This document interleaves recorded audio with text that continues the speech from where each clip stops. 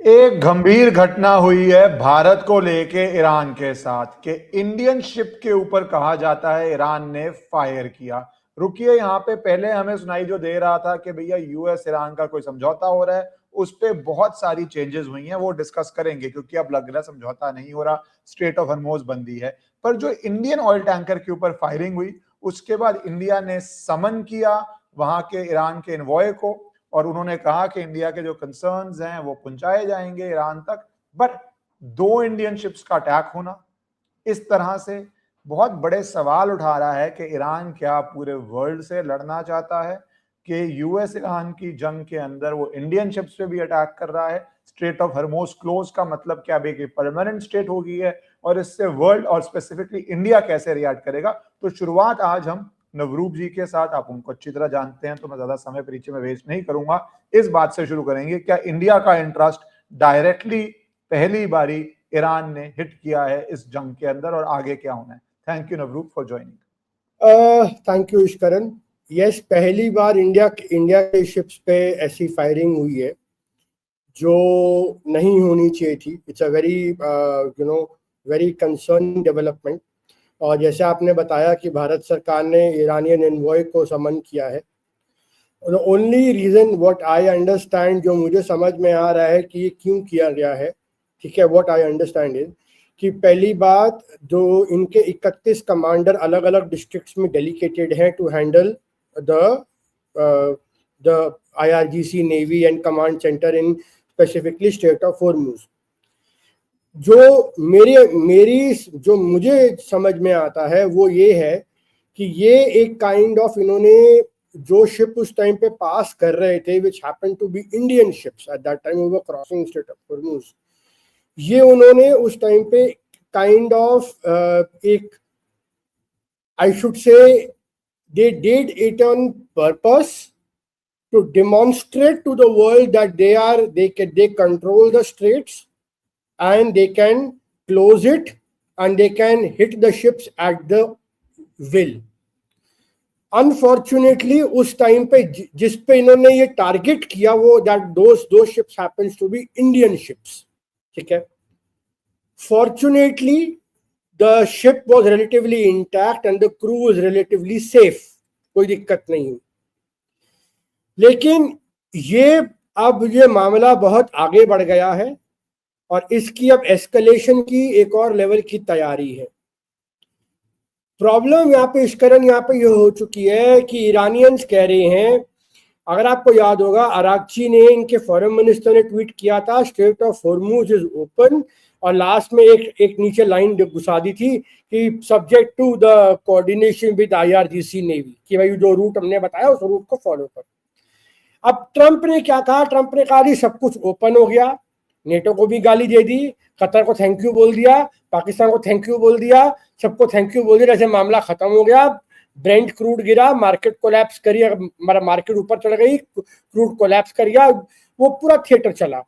और रात तक आते आते जो IRGC का हैंडल है वो कहता है कि अरागची का गलत, और सुबह होते होते शिप पे फायरिंग हुई, 2 कंटेनर्स पे फायरिंग हुई, और उन्होंने उसके बाद डिक्लेयर कर दिया टू ऑल कि this strait is now permanently close for any ships including दो Chinese ships which had to return back, वो भी बंद हो चुके। अब ये कारण, जो सीक्वेंस ऑफ इवेंट्स है वो इसलिए हो रहा है कि जो पाकिस्तान में जो इस्लामाबाद पे जो टॉक्स हुई थी, जो अंडरस्टैंडिंग बनी थी कि ईरान एक ऑफ रैंप देगा डोनाल्ड ट्रंप को कि हम स्टेट ओपन कर रहे हैं, डोनाल्ड ट्रंप इन रिटर्न, जो सुनने में आया है, जो ईरानियन सोर्सेस कह रहे हैं, ही वाज टू अनाउंस कि मैं अपना पुल बैक कर रहा हूं naval armada gulf of Oman से, ब्लॉकेड को थोड़ा सा, so that he will allow a couple of Iranian ships to pass, as कि भाई अंडरस्टैंडिंग बन रही है एक बीच में, so that a good environment for further negotiations can be created. But the moment the Iranians, Arakchi declared, Trump doubled down on it, insulted, and further said कि नहीं, मेरा ब्लॉकेड जारी रहेगा. So the Iranians said कि the condition stands violated. And IRGC वालों ने फिर Araghchi को बोला, देख लिया तुमने, दे आर नॉट ट्रस्टेबल, और उन्होंने अराक्ची के ट्वीट को नलिफाई किया और सुबह तक आते आते पूरा का पूरा स्ट्रेट ब्लॉक कर दिया। अब इस स्ट्रेट के ब्लॉकेज से सबसे बड़ा इंपैक्ट आता है चाइना को, बिकॉज उसकी मैक्सिमम शिपमेंट यहां से जा रही थी ऑयल की। बट मुझे जो लगता है कि ये चाइना ने ही कुछ हद तक बोला कि भाई बंद कर दे, बिकॉज चाइना के पास 6 महीने का रिजर्व पड़ा है। रशिया ने उसको एडिशनल रिजर्व देने के लिए ऑलरेडी बोल दिया कि आपको एडिशनल तेल चाहिए, हम दे देंगे।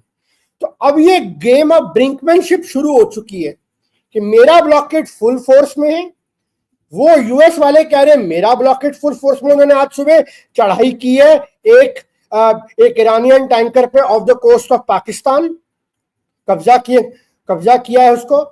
And in retaliation Iranians fire drones and missiles on the American naval armada, pushing them a bit back. So which shows कि IRGC इज स्टिल शोइंग कि हमारे पास पूरी कैपेबिलिटी है to hit and strike. Trump ने बोला कल फिर रात को धमकी दी कि अगर आपने ये नहीं खोला हम मार देंगे।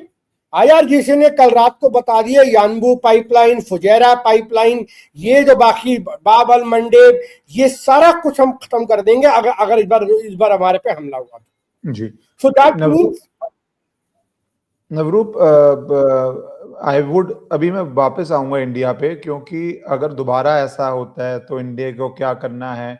ईरान जब इंडिया पे अटैक करता है उसमें India is also a major power now, India का क्या रिएक्शन होना चाहिए, मैं उस पर आऊंगा। पर क्योंकि थोड़ा आपने चाइना, रशिया, ट्रंप का बोला, तो मैं एक ट्रंप का ट्वीट दिखाना चाहता हूँ जिसपे डर गया 1 सेकेंड, जिसपे ट्रंप कह रहे हैं कि मैं एक फेयर और रीजनेबल डील दे रहा हूँ, I hope they take it, if they don't US is going to knock out every single power plant, every single bridge in Iran, no more Mr. Nice Guy। 2-3 बारी बोल चुके हैं कि मैं सारे उड़ा दूंगा पावर प्लांट, सारे ब्रिज, तो नई बात नहीं है एक तरह से। बट ये डील किस तरह की नेगोशिएशन टॉक्स हो रही हैं जहां पे आप बार बार धमकाते रहते हो, और यूएस ने ईरानियन वेसल को सीज भी कर लिया, वो कहते हैं चाइना के लिए जा रहा था वो वेसल, दूसरी तरफ से ईरान फायर कर रहा है। तो ईरान और यूएस के बीच में पोजीशन है क्या चल रहा है? क्या ये लास्ट ब्रिंकमैनशिप है बिफोर पीस, या ये वो लड़ाई है कि पीस टूट गई है अब और ज्यादा लड़ेंगे? क्या आपकी सेंस है? मेरी सेंस है अभी एक लेवल और ऊपर जाएगा, दिस विल लड़ाई में एक लेवल और ऊपर जाएगा। क्योंकि कारण सबसे बड़ा ये है, गैप दोनों साइड में बहुत ज्यादा वाइड है, दोनों के टर्म्स एंड कंडीशन जो वो चाह रहे हैं बहुत बड़ा है।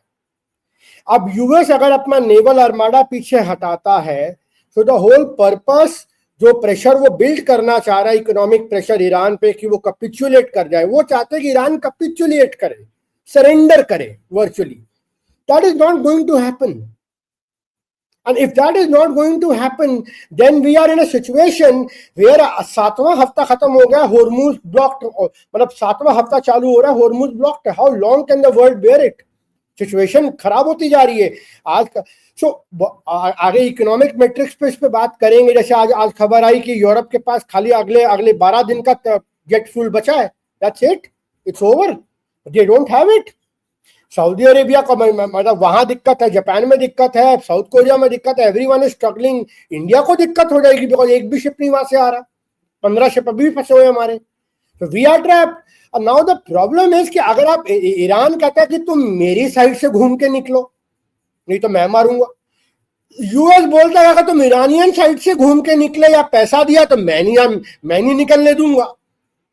So this kind of game which is going on, it cannot sustain। और अभी थोड़ी देर पहले I was reading messages in social media, news break आ रहा था कि पाकिस्तान का जो जनरल आसिम मुनीर है वो डिप्लोमेसी में लगे हुए थे बड़े एक्टिवली ईरानियंस के साथ।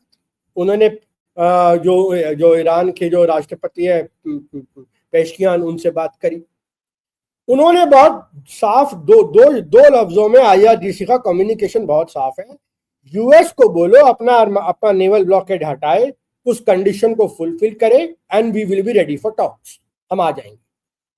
अब ट्रंप ने मुनीर को फोन किया है एज पर लेटेस्ट न्यूज जो घंटा पहले आई है, और मुनीर ने उसको बोला है कि ईरानियंस की ये कंडीशन है। ट्रंप ने कहा वी विल कंसिडर इट। अब what do you mean consider it? Will he pull back? If he does, do you understand कि अमेरिका की पूरी साख पे कितना बड़ा क्वेश्चन मार्क लग जाता है? And if he doesn't pull back, what does he do? Will he go in and attack further? Will he destroy the power plants? Because आप देखो और बहुत सारे वेरिएबल्स चेंज हो रहे हैं. Today the Saudis, the Chinese have talked to the Crown Prince of Saudi Arabia. ठीक है, पहली बात तो वो बात हो, ये कहते हैं हम आपको सपोर्ट कर रहे हैं. Then you had the Emiratis traveling to the Saudi Arabia, China, where they said, where they gave a formula of four principles of coexistence with Iran, saying कि आपका नेबर है, इसके साथ जीना सीखो, ठीक है, and don't fall into the trap of Israel and America, right? At the same time, आज बड़ी इंटरेस्टिंग खबर छपी वॉल स्ट्रीट जर्नल में कि यूएई ने बोला है अमेरिका को कि हमारे पास फाइनेंशियली अब दिक्कत हो रही है, तो या तो हमें आप डॉलर स्वैप लाइन दो, नहीं तो हम तेल बेचेंगे युआन में. So now this is the Middle East, virtually taking, भैया बस बहुत हो गया, we cannot bear this any longer now. नहीं, बट नवरूप, इसको मैं थोड़ा एक्सपैंड करूंगा क्योंकि ये बिल्कुल आपने बहुत अच्छा पॉइंट उठा दिया. क्योंकि आज ही कुछ लोग डिस्कस कर रहे थे कि यूएई इफेक्टिवली बेल आउट मांग रहा है. यूएई की हालत ये हो गई है कि बेल आउट चाहिए या फिर हम युआन की तरफ जाएंगे. तो this needs to be discussed in depth because ये अब यूएस के लिए बहुत बड़ी चुनौती हो जाती है क्योंकि सबकी सब्र खत्म हो गई. अब 10 दिन 15 दिन 20 दिन ठीक है. इंडिया में अभी लोगों को one of the rare nation जिसमें लोगों को पिंच नहीं हो रहा उस लेवल का हो रहा है. आपको वीडियोस आ रही हैं, लोग रेलवे स्टेशन जा रहे हैं, लेबरर्स जो लोगों हैंड टू माउथ है पर डे पर वीक के हिसाब से सर्वाइव कर रहे हैं, उन पे प्रेशर आ रहा है और ये प्रेशर बढ़ेगा. एक रियलिटी है. यूएई जैसा सो कॉल्ड रिच प्रॉस्परस देश पर कैपिटा के हिसाब से, पर कैपिटा से तो बहुत ही रिच है क्योंकि उनके सिटीजन ही बहुत कम है, और रोने पे आ गया है. तो अब ये रोना जेन्युइन है या ये रोना यूएस को प्रेशर डालने के लिए है? किस तरह देखते हैं आप UAE plus Saudi Arabia West Asia की गेम यूएस के लिए किस तरह ये पलटती हुई दिख रही है अगर वॉर चलता है? What are your analysis of this? One UAE analyst wrote in a paper that it has come time that we need to wind up US bases. और वो कह रहे हैं इसका मतलब ये नहीं कि हम अपनी डिफेंस नहीं खर्चा करें, हम अपनी डिफेंस बढ़ाएं, हम अपना वेपन सिस्टम्स खरीदें, हम उनको स्प्रूस अप करें, लेकिन US basis have become a liability for us. Now this is opening a can of worms, क्योंकि यहाँ पे 13 यूएस के बेस उड़ चुके हैं, मतलब डैमेज हो चुके हैं पूरे मिडिल ईस्ट में, अक्रॉस मिडिल ईस्ट डैमेज हुए. And if this doesn't open very fast and if the Middle East की patience run thin करती है because they are suffering, their economies are suffering virtually, so what they will do, they will actually dial Moscow or they will dial Beijing who have some control over Tehran कि भैया मेरी बात कराओ, कोई मामला कोई solution निकालो, मेरे को access चाहिए, हमें निकलना है यहाँ से. And both China and Russia will openly tell to them, boss, you need to stop falling for the American and the Israeli bait. Get out of their clutches and we'll open it for you. And the moment the Arab monarchy says, it is a big trouble for United States because petrodollar loop also gets under stress. Because if the Gulf economy start to suffer for long, petrol sales, oil sales नहीं होती है, gas sale नहीं होती है, who is going to buy the treasuries? Who is going to invest in US tech? Qatar ने 500 billion dollar की investment announce करी है, यूएई ने 1 ट्रिलियन का इन्वेस्टमेंट अनाउंस किया हुआ है. Will they follow up on those investment? वो तो खुद बेल आउट मांग रहे हैं यूएस से, फेड की स्वैप लाइंस मांग रहे हैं, मदद कर दो. So this leads to a very different situation. फिर वहां पे कतर है जो ईरान से बायलैटरली डील कर रहा है इंडिपेंडेंट लेवल पे, वो ताकि उसको टारगेट ना किया जाए. सुनने में ये आया है कि उसने $6 बिलियन का उसको बिहाइंड द सीन पैकेज भी दिया है कि ले ले भाई, मुंह बंद रख, मुझे टारगेट मत करना. फिर वह बहरीन है जहां पे शिया पॉपुलेशन है, जहां पे रिवोल्ट हो सकता है, तो उनकी मोनार्की भी बोल रही हो कि भाई तुम भी बात कर लो इनसे. Then you have Turkey. Turkey ने बिल्कुल ही पासा पलट दिया है। जो समझ में आ रहा है, जो ड्रोन और जो ईरान ने पिछले 3 हफ्तों को अपने आप को मिलिटरीली बीफ अप करने का प्लान किया है। सुरंगें खोद खोद के मिसाइलें निकाली है, मिसाइल लॉन्चर बनाए हैं, रशिया से ड्रोन आ रहे हैं, वो पूरी तैयारी कर रहा है नेक्स्ट राउंड के लिए, क्योंकि उसको पता है कि यहाँ कोई भरोसेमंद नहीं है, और टर्की उसको अबेट कर रहा है। Which is a NATO, मतलब interestingly Sunni country and Ottoman empire का जो अपना को मानता है वो शिया टर्की, बिकॉज वो इजराइल को कॉर्नर करना चाहता है, क्योंकि उसको लगता है कि एक डोमिनेंट इजराइल उसके लिए थ्रेट है। So this the whole regional dynamic is about to change. वो तुर्की कहता है कि मुझे कुर्दिस्तान नहीं चाहिए, और इजराइल कहता है कि मैं कुर्दियों को आर्म्स दूंगा, मैं समर्थन दूंगा। वहां टॉम बैरिक जो यूएस का एनवॉय है, वो ओपनली बोलता है कि इजराइल की जो धमकी है, ये टर्की को हम सीरियसली नहीं लेते। तो वहां इजरायली पार्लियामेंटेरियन बोलते कि तू टर्की का एनवॉय है कि तू यूएस का एनवॉय है, पहले ये बता। So you have these contradictions which are running, and the biggest problem is यार यानबू पाइपलाइन है। यानबू पाइपलाइन पे अगर उसको पोर्ट यानबू टर्मिनल भी नहीं तोड़ना, वो पाइपलाइन पे ही मार दे, खत्म। तो होल क्रूड फ्लो, बाबल मंडेब भी ब्लॉक करने की जरूरत नहीं, खाली पाइपलाइन तोड़ दो, इनफ। क्योंकि अगर बाबल मंडेब ब्लॉक करेगा तो रशिया की शिपमेंट भी रुकेंगी, जो वो नहीं चाहेंगे। So what they will do is, first they will go for Yanbu pipeline, then they will go for Fujairah pipeline. जितने हॉर्मुज के बाईपास है सब बंद, the whole Middle East का tail zero, and that is crisis for the world. Do you think Iran has the ability successfully to do all this? आज भी, Yes. आज भी, मैं शुरुआत की बात नहीं कर रहा। Yes. अभी लास्ट जब सीज फायर हुआ था, तब भी लास्ट डे भी उन्होंने यानबू पे हिट किया था, and they were manage to able to disrupt the pumping station and cost 7 lakh barrel per day का उन्होंने ऑलरेडी उसको डिसरप्शन किया था। It still has no capacity. Navroop भी फिर ये गेम ऑफ चिकन हो गया। The minute Iran does that, will US not use the ultimate weapon जो वो जापान पे यूज कर चुका है सेकेंड वर्ल्ड वॉर में, और at least a tactical न्यूक? Doesn't Iran risk? क्योंकि फिर एक सेंस में, या तो अगर ईरान ने ये कर दिया, this is the maximum Iran can do, right, कि पूरे वर्ल्ड का तेल उनका कर देश बर्बाद कर दे, मोटा मोटा, that's the maximum they can do. ठीक है, वी डू नॉट बिलीव, मतलब I don't know whether you believe not. एक और स्टेप हो सकता है, एक और स्टेप बता देता हूँ। एक और स्टेप जो वो कर सकते हैं, हॉर्मुज की अंडर सी केबल काट देंगे। हाँ चलो, दोनों बात है, दोनों दीज आर द मैक्सिमलिस्टिक, द अगर सेल्फ डिस्ट्रक्ट से पहले ईरान के पास ये 2 स्टेप्स हैं मोटे मोटे, right? Nobody believes that it has a functioning nuclear device, right? वो तो है ही नहीं। ठीक है, तो ये मैक्सिमम है। बट अगर ये मैक्सिमम पोजीशन लेता है, then does it not make Israeli और अमेरिकन केस कि भैया इसके ऊपर तो जाके अब बम भी फोड़ो? तो बिल्कुल, ये रिस्क का आप कैसे देख रहे हैं? और वो वर्ल्ड के लिए अच्छा नहीं है, बिकॉज हवा कहाँ जाती है, जितना मर्जी टैक्टिकल हो, it's never a great news for the world. So do you think Iran ऐसा रिस्क भी ले सकता है वेस्ट एशिया को अटैक करने में? क्या यूएस करेगा जहां पे ईरान को लगेगा कि भैया अब ये हमें करना पड़ेगा? How do you game it out? Okay, first of all I believe there will be a taco very soon in next 24 hours.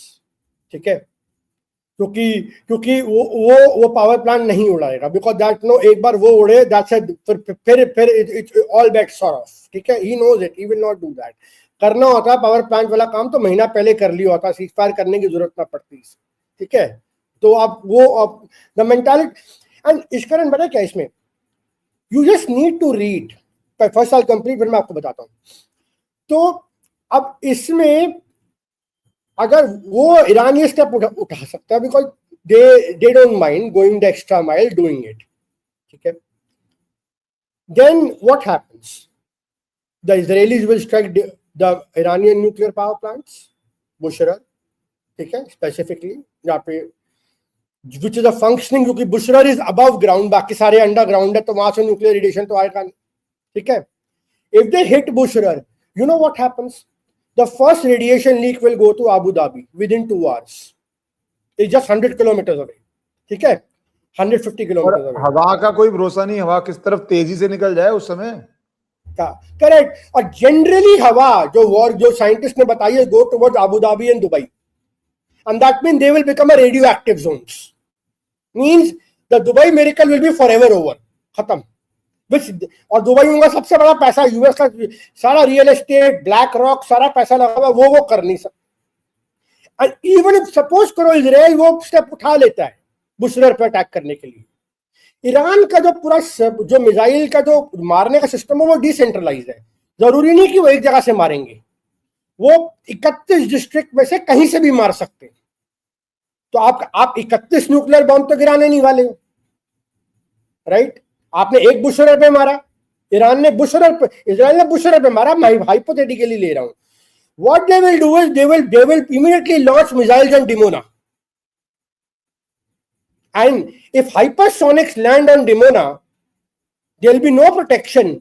And वो इजराइल छोटा सा है और डिमोना में अगर फटा तो जो the whole country of Israel will become uninhabitable.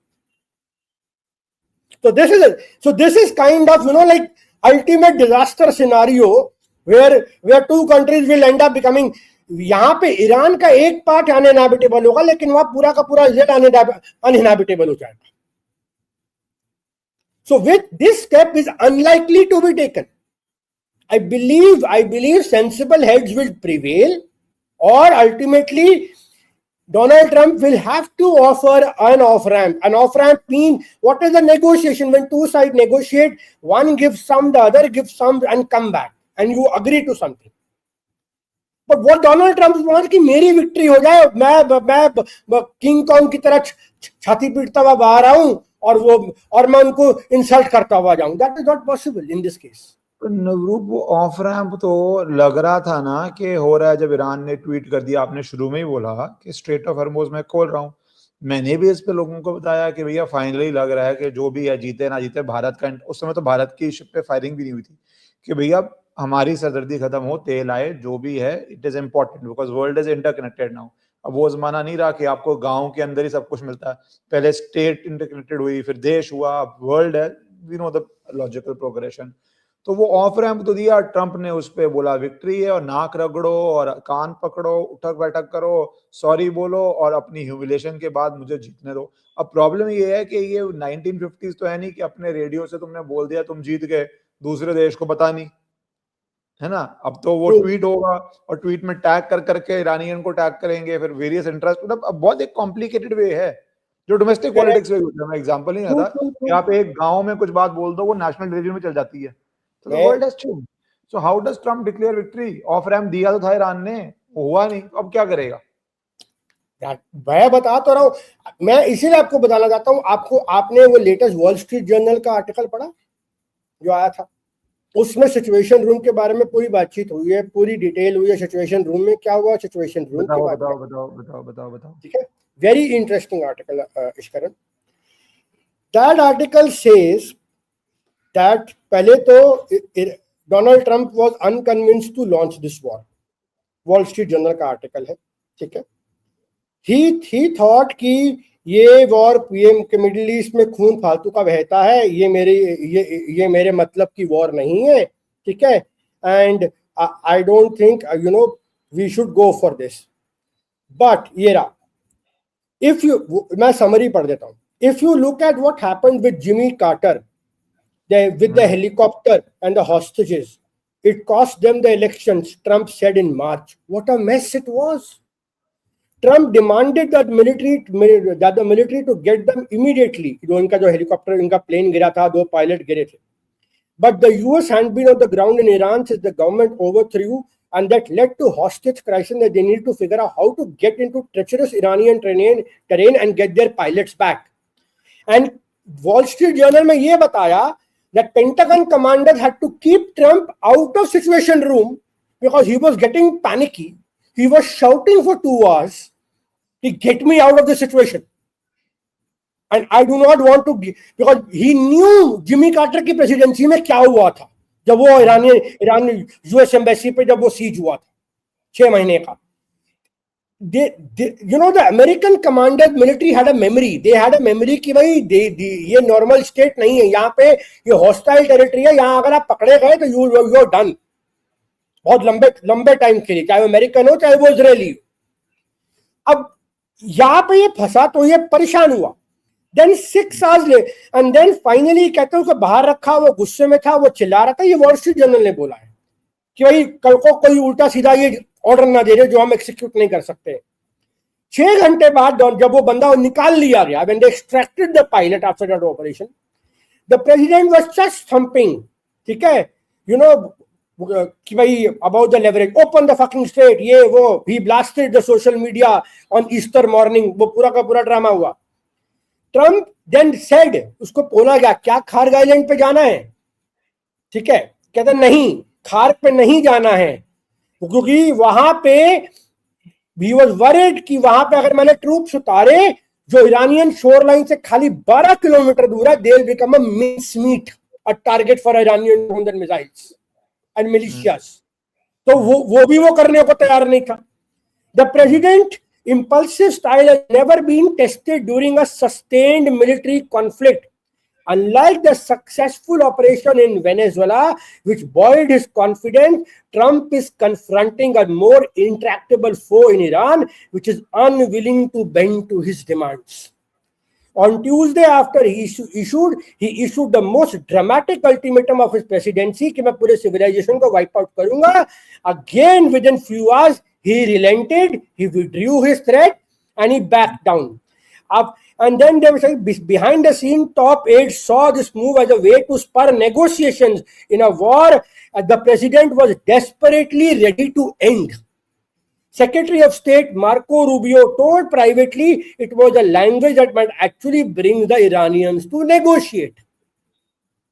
So, यहां से हमें पता लग रहा है कि डोनाल्ड ट्रम्प की जो पूरा मेकअप है बिहाइंड द ट्वीट जो अंदर व्हाइट हाउस के अंदर जो चल रहा है, सिचुएशन रूम में पूरी मूवमेंट चल रही है, that the moment he is not ready for ground troops, he is fearing it because he knows it कि वहां पे जाके बॉडी बैग्स और कैजुअलिटीज आ सकती हैं बहुत भयंकर वाली, जो वो कार्टर की तरह नहीं. यहां तक कि उसने रिपब्लिकन सेनेटर से फोन पे बात करी है, एज पर WSJ article, and he discuss कि डेमोक्रेटिक प्रेसिडेंट्स ने कैसे डील किया था. And now he says कि मैं जो हूं कि the whole thing has become a chicken and an egg theory. Who's going to cop out first? And the Iranians know that they have got the leverage of Strait of Hormuz. They have blocked it.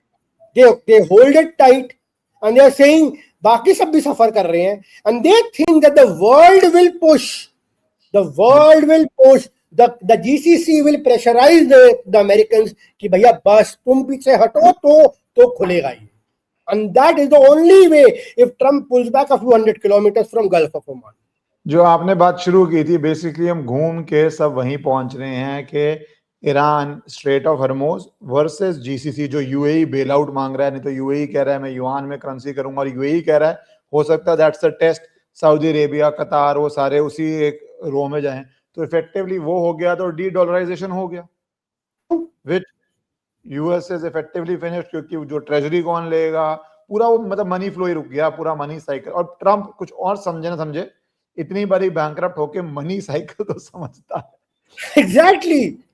मैं बता तो रहा हूँ, मैंने you know why financial times, why every analyst worth its salt is saying this is the Suez moment.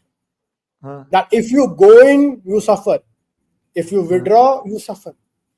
And you yourself trapped into it. और financial time में बहुत अच्छा आर्टिकल आया है जहां उन्होंने ब्रिटिश प्राइम मिनिस्टर के डिसीजंस का मजाक उड़ाया.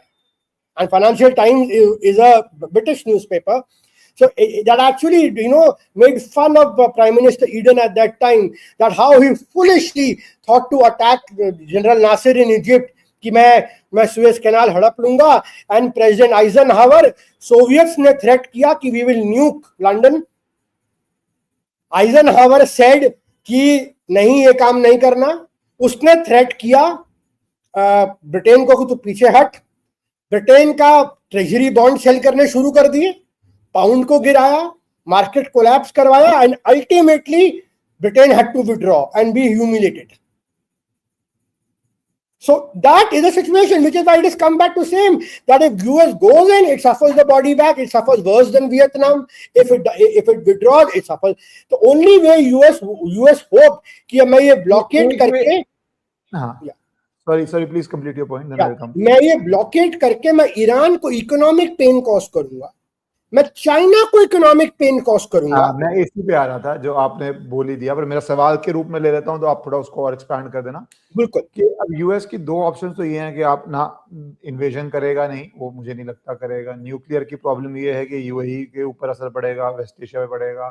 तीसरी ये है नेवल ब्लॉकेड पीछे करता है तो एम्बैरेसमेंट है। जो चौथी बात है जहां यूएस सोचेगा कि एक्चुअली में वो जीत सकता है जंग, वो ये है एक फैक्टर कि ईरान अंदर से खोखला हो चुका है। जो मर्जी बोली, आज उनकी एयरफोर्स नहीं बची, उनकी इफेक्टिव नेवी नहीं बची, कितने लोग मर चुके हैं, टेंस ऑफ थाउजेंड्स हैं या लाख व्यक्ति है, वो कोई डाटा नहीं बता सकता। बिल्कुल बिल्कुल आर्मी बिल्कुल क्या हाल है कोई नहीं बता सकता। क्या वो ईरानियन आर्मी वर्सेस आईआरजी की क्या पोजीशन है कोई नहीं बता सकता। खमेनी पैर कट गया है या खुमैनी रहा नहीं है ये कोई नहीं बता सकता। बहुत सारे अननोन है ईरान के अंदर भी, लॉन्ड्री लिस्ट ऑफ इट। उसमें एक ये है कि क्या अंदर कोई रेवोल्यूशन चल रही है, बहुत लोगों को वो मार रहा है, पर वो क्या कुछ सपोर्ट उठ सकता है वो भी एक अननोन है। पर ये अगर नेवल ब्लॉकेड रखता है और चिकन की गेम खेलता है और चाइना पे प्रेशर डालता रहता है, क्योंकि एक व्यू है जो आप भी कह रहे हैं कि चाइना के पास रशियन तेल है। दूसरा व्यू, और इसमें मेरा व्यू है कि भैया कब तक हम चाइना को मॉलिकॉडल स्ट्रैटेजिक एनालिसिस में कर सकते हैं जो लोग कर रहे हैं। वेनेजुएला गया तो चाइना को फर्क नहीं पड़ता, ईरान का तेल गया चाइना को फर्क नहीं पड़ता, नेवल ब्लॉकेड हो गया चाइना नहीं जा पाएगा ईरान पोर्ट पे, ईरान को चाइना को फर्क नहीं पड़ता। भाई एक टाइम आता है लोग बोलते हैं आपके बस की ही नहीं है। So is that tactic of pressurising China to make Iran agree to talks working, can work, और क्या वो यूएस को विक्ट्री दिला सकता है? Good question. I think this is where the whole game is.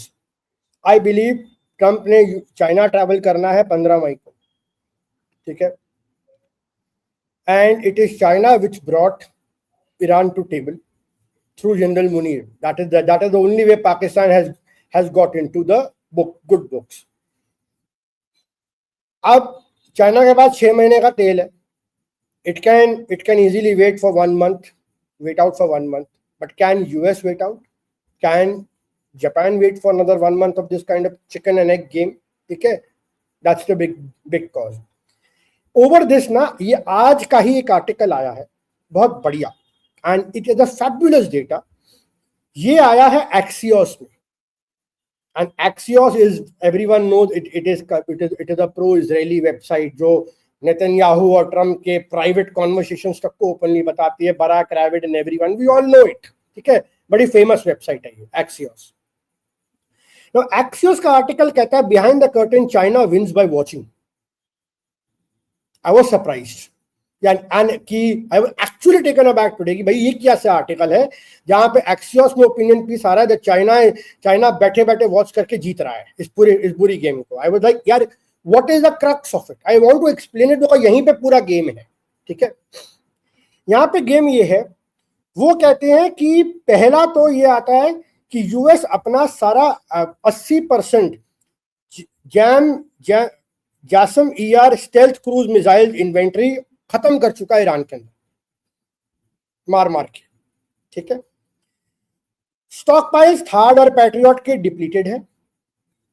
Beijing को एक पूरा मॉडर्न वॉर फाइटिंग की एक सिमुलेशन की पूरी एक टेस्ट केस मिल गया ईरान में टू अंडरस्टैंड कि अमेरिकन अपने कैरियर ग्रुप्स कैसे घुमाते हैं, क्या स्ट्रैटेजीज है, क्या वेपन सिस्टम्स है, और कैसे चीप ड्रोन और एसिमेट्रिकल वॉरफेयर से यूएस मिलिट्री को टाई डाउन किया जा सकता है.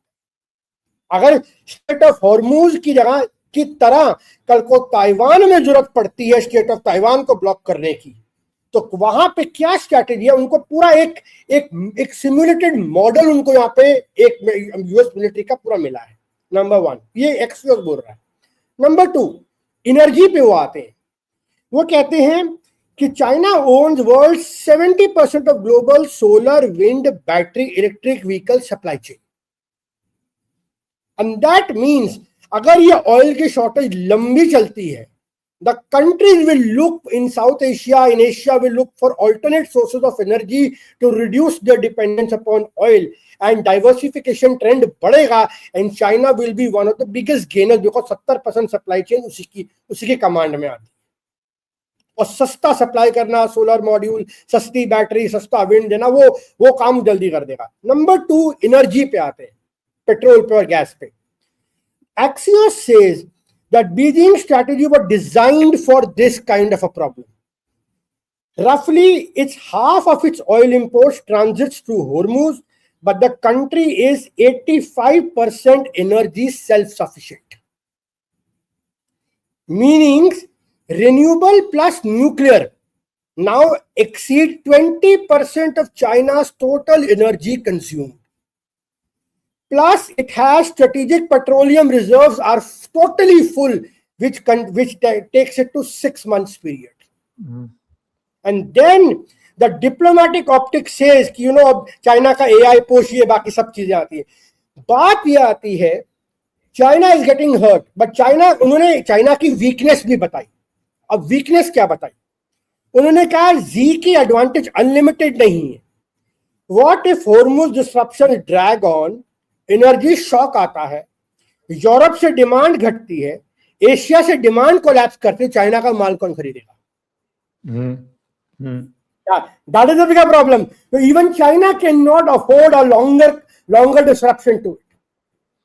एंड देन नवरूप, सेकेंड बात ये है कि चाइना के अंदर अनलाइक डेमोक्रेसी डिसरप्शन होती है। मान लो लोग बहुत परेशान होते हैं, मिड टर्म्स में ट्रम्प की वाट लगा देते हैं, ठीक है, डेमोक्रेट्स को वोट कर देते हैं।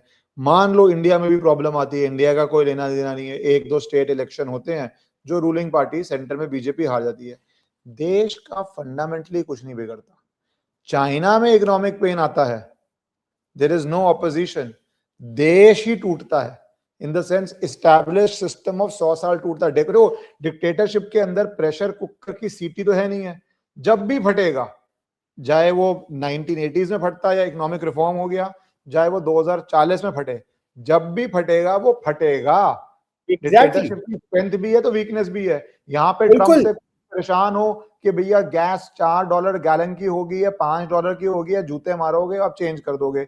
यहाँ पे इंडिया में परेशान हो, गलती हो ना हो, आप बोलोगे 2 इलेक्शन हार जाओगे, शायद इंपॉर्टेंट इलेक्शन हार जाओगे स्टेट के। यही रिस्क है, देश का स्ट्रक्चर नहीं चेंज होता। चाइना के पास पूरा स्ट्रक्चर चेंज होता है। अगर भूखमरी बढ़ जाती है तो वो भी एक डिफरेंट डायमेंशन है। इस पे मैं आपका लास्ट कमेंट चाहता हूं कि is Xi having more risk, because उसकी जो पावर है वो more in a sense stronger yet fragile है। जी की और ईरान की ये कैलकुलेशन है कि Trump can not continue for 2 to 3 more weeks and we can last that time. अब उनकी कैलकुलेशन में ये है, बट अगर 2 से 3 हफ्ते के बाद भी ये नहीं होता है and Trump is able to hold on, मई के फर्स्ट वीक तक या मई के फर्स्ट वीक तक अगर ये नहीं सॉल्व होता एंड मई सेकेंड वीक तक 8-10 मई तक आता था, if Trump is able to hold on, then China would be under pressure to make Iran pull back or offer some more concessions. And isme I believe, Ishkaran, the problem is not only about who the chicken and egg theory. The problem is the terms. What terms are they demanding? Terms भी बहुत खतरनाक है। Like 3.5% enrichment जरूरी है for nuclear civilian power. बहुत सारी countries में nuclear power plants है जो 3.5% पे ऑपरेट कर रहे हैं और वो अपनी पावर कर रहे हैं और वो न्यूक्लियर बम नहीं बना रहे हैं। लेकिन Iran as an NPT signatory last March तक स्टीव विटकॉफ कहता है हम 3.5% अलाउ कर देंगे, जो जेसीपीओ में भी था। इस साल तक आते आते व्हाइट हाउस ने अपनी पोजीशन बदल दी, इजराइल ने अपनी पोजीशन बदल दी, कहते 0% एनरिचमेंट। ईरान कहता I will not lose my right of enrichment under NPT, मैं दूंगा ही नहीं। फिर वो कह रहे 450 किलो जो यूरेनियम है उसका क्या होगा? वो कह रहे 450 किलो यूरेनियम जो है उसको मैं डाइल्यूट करा दूंगा लोकली। अब इजराइल कहता नहीं, लोकली नहीं होगा, वो रशिया ने ऑफर किया कि आप मेरे यहाँ ट्रांसफर कर दो। अमेरिका, ईरान ने कहा चलो एक काम करो, आईएईए के इंस्पेक्टर को बोल दो, उनको बोला अपने सामने आके डाइल्यूट कर ले इनरिच यूरेनियम पूरा का पूरा। There are many permutation and combination जहां पे फ्लेक्सिबिलिटी दोनों साइड्स को दिखानी पड़ेगी। बातचीत उन मुद्दों पे चल रही है अभी भी। The back channel talks are on, they may not meet but the back channel talks are on। ये भी हो सकता है कि Trump extend the ceasefire for 2 more weeks और 1 more week कि मैं 1 मई तक मैं एक्सटेंड कर रहा हूं। I will take a decision then। Point is not कि मैं सीजफायर एक्सटेंड कर रहा हूँ। पॉइंट इज जिसे हम लीगली बोलते हैं ना कि स्टे ऑर्डर में भी एक पार्टी का फायदा होता है, किसी केस में स्टे मिल जाता है। अब भाई स्ट्रेट ऑफ हॉर्मूज नहीं खुला तो सीजफायर एक्सटेंड का फर्क क्या पड़ता है? वही तो प्रॉब्लम है। या तो बोलो सीजफायर के अंदर स्ट्रेट ऑफ हॉर्मूज खुल गया, लवली सीजफायर, क्लैपिंग करो, सब घर जाओ और बोलो। बट अगर सीजफायर खेलते रहे, स्ट्रेट ऑफ हॉर्मूज बंद रहा, how is that a ceasefire which has any business? That is not a status quo ante, क्योंकि वो हॉर्मूज खुला हुआ था, वॉर के बाद बंद हुआ है। Exactly। That is the irony of the whole thing। जो पहले बंद था उसे जो पहले खुला हुआ था खुद बंद करवाया और अब उसे खुलवाने के लिए फिर बंद कर दिया। तो this is the whole process is crazy, actually crazy। हमारे में कहते थे बेसिकली पागलों की जमात है, और इस समय कुछ नहीं पता इस जमात का भैया मास्टर कौन है, क्योंकि इट इज एनीवेज नवरूप, अगली बारी मैं थोड़ा डिस्कस करूंगा कि अगर ये 2-3 हफ्ते चलते रहा तो इंडिया की क्या पोजीशनिंग है, इंडिया को क्या करना है, इंडिया के क्या सिचुएशन है। क्योंकि आप जैसे कह रहे हैं चाइना गेम आउट कर रहा है, 2 हफ्ते 3 हफ्ते से ऊपर नहीं चलेगा। यूएस का भी लग रहा है नहीं चलेगा, पर 45 दिन 50 दिन तो चला ही लिया उसने। क्या वो और चला लेगा महीना 2 महीना, फिर क्या होता है? इंडिया पे फायर हुआ है, इंडिया का क्या रिस्पॉन्सेज होने, अगर दोबारा फायर हो जाता है, एक बार तो चलो आप मान सकते हो ठीक है एक वार्निंग थी, ये थी, दोबारा होता है, इंडिया का तेल है, तो बहुत पहलू हैं इसके, अगली बारी वो डिस्कस करते हैं। थैंक यू फॉर ज्वाइनिंग, और अभी के जो पहलू थे वो सारे कवर करने के लिए और एक्सप्लेन करने के लिए thank you so much. My pleasure.